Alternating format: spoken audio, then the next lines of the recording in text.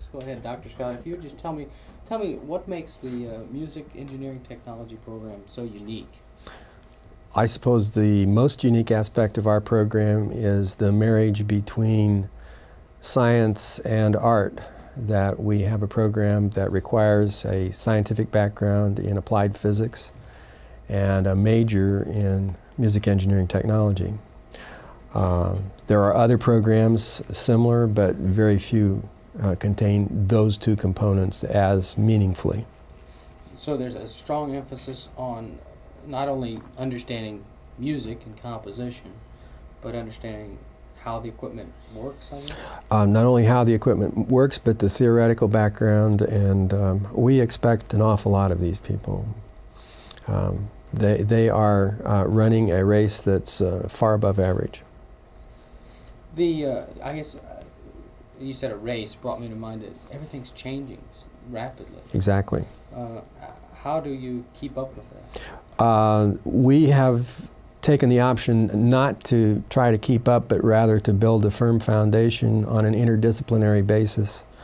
And they put the Tinker Toys together themselves in terms of their interests and desires and goals. Okay. Changes just a little, so that's something to add it with.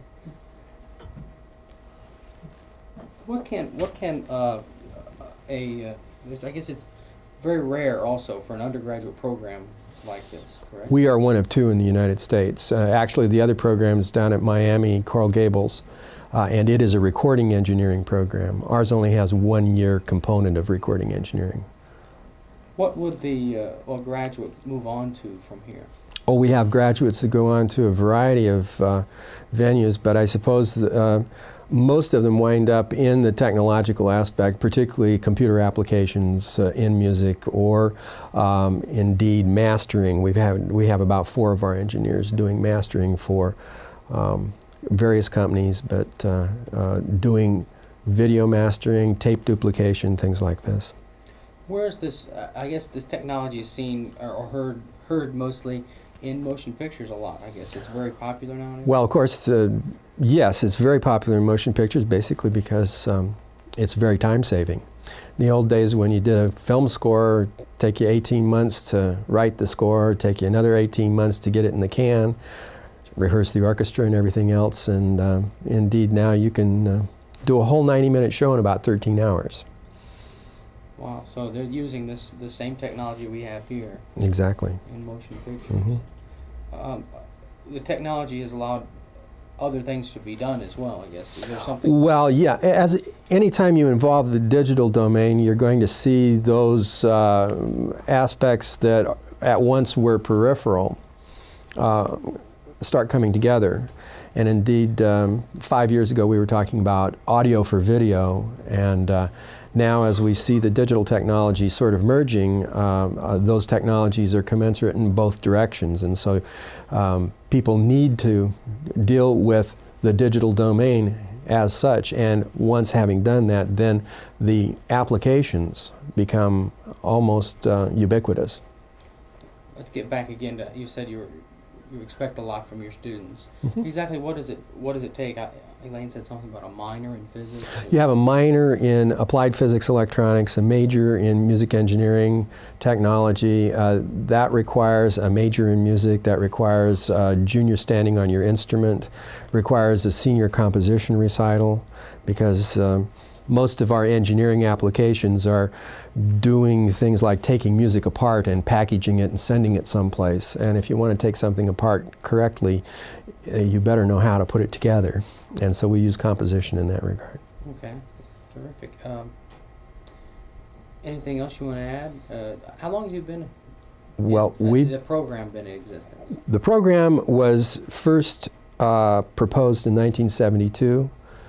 We did a whole lot of curriculum development in the 70s, gear acquisition and things like that. The program became official in 1983.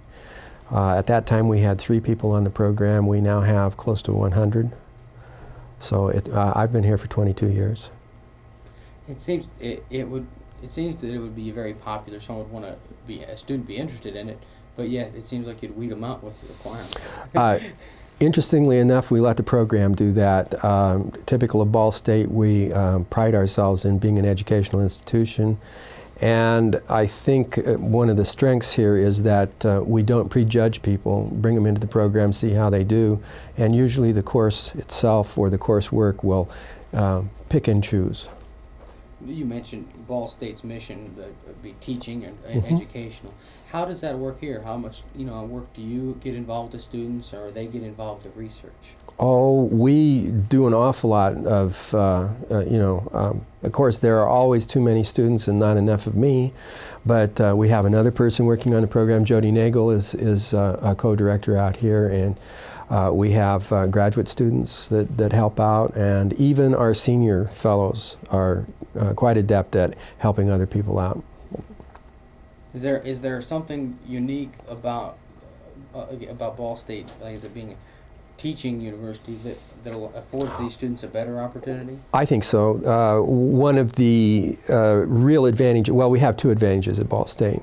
The strength of our general ed program is unchallengeable. Well, we just have the best general education component in the Midwest, if not the nation.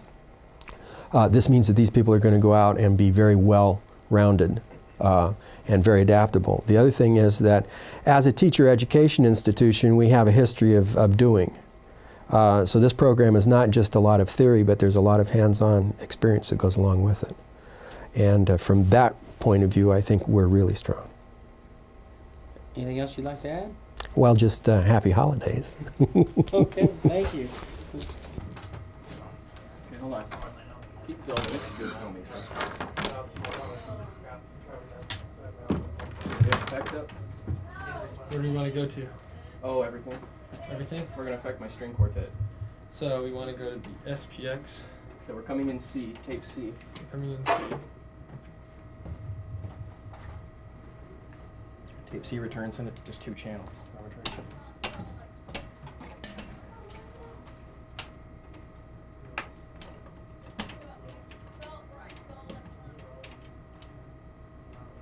Unplug as and plug them in. You use your left hand when you plug them in. Yeah, just plug them in. Thank you. Perfect.